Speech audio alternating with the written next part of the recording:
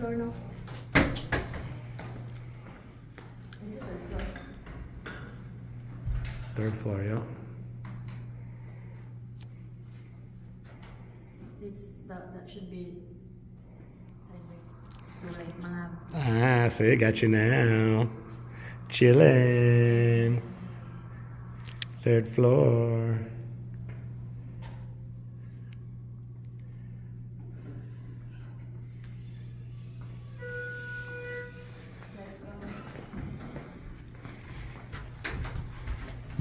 My biometric schedule. This is my second time because the first one is a mess. To no fault of her own. Yeah, we made it. Again. What? And the God, there's a security in there, but stop it, Bobo.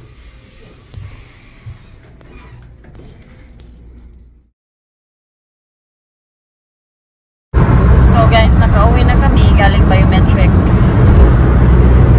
Tapos na ang aking biometric. That's my second time anyway.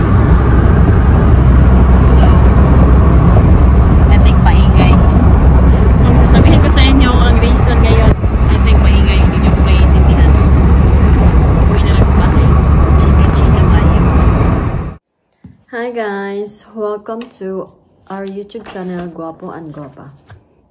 So ngayon, ikikwento ko sa inyo kung bakit 2 beses ako pinabalik sa biometric sa USIS for green card. So first schedule ko ng biometric ay May 9, 2024. Tapos after 1 week, pinabalik na naman ako nila ng May 29, 2024. So 2 beses ako nag-biometric kasi yung palm ko, yung sa kamay ko, yung fingerprints ay hindi na mabasa. Dahil siguro sa, alam niyo yun, kapag gumagamit kayo ng detergent, ng Zonrox, ng Clorox, tapos hindi kayo nag-gloves, nasisira pala yung fingerprints natin. Yun yung sabi ng ng officer dun sa USIS office.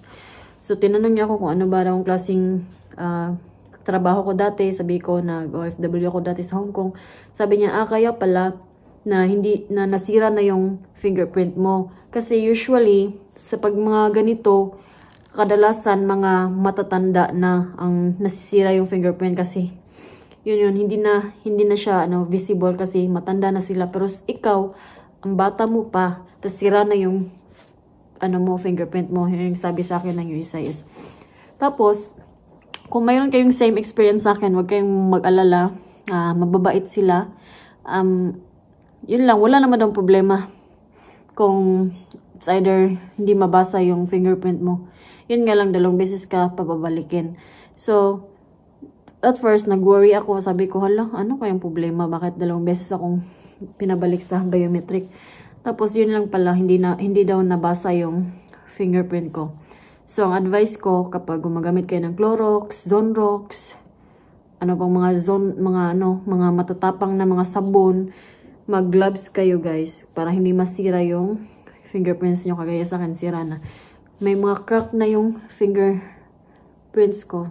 Sabi ng officer. Tapos doon sa office, nilagyan niya ng lotion yung fingerprints ko, yung kamay ko, nilagay niya ng alcohol.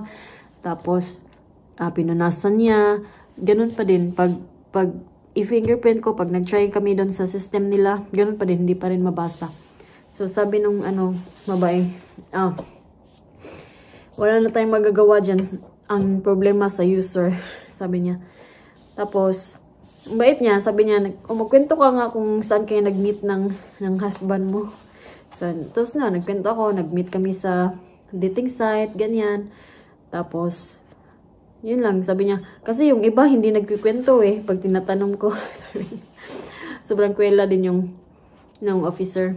Sobrang bait niya. Sobrang dali lang. Hindi kami nagtagal ng 1 oras doon. Mga 10 minutes lang kami doon sa loob. Tapos, bago kayo pumasok, bawal ang cellphone doon sa loob. Bawal kayo mag-video-video.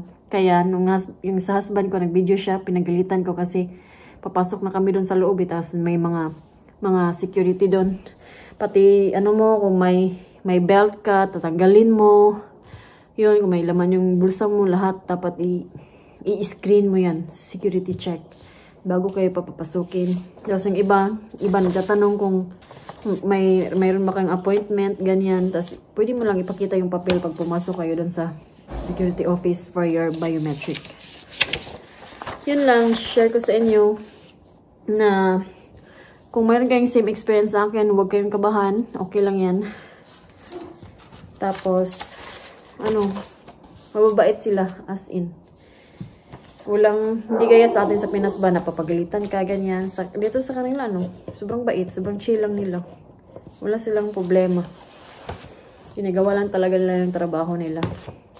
So, yun lang ang aking vlog ngayon. At saka, i-share ko pala ang aking green card timeline. May green card na pala ko, guys.